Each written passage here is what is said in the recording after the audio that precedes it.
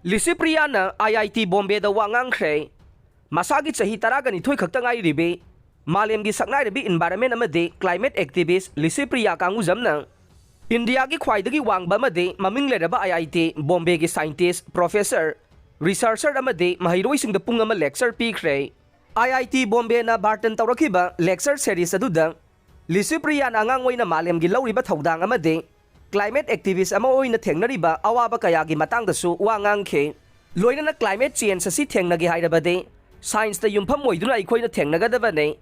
scientist singna fossil fuel asi sindongna ba topa pambai kaya sem saduna thamlabane adubu aikoina sizinadabane aikoigi lusingba singna political will leiba mathau tai haina su Licypriyana phongdokhe mahaki speech adu loirakpada mitaina yai fare haiba kholaw kaya su lauduna Manipur da thubata santi hanjilaknaba miyamna isor khurumbi haina su phongdokhe lecture series aduda ISRO gi chairman S Somnath Reliance Jio gi chairman Akash Ambane former army general Manoj Mukund Nobel laureate Leland Hartwell DRDO gi former chairperson G Satish Reddy yauna tongan ba masak nai ba mioi kaya su saruk yakhe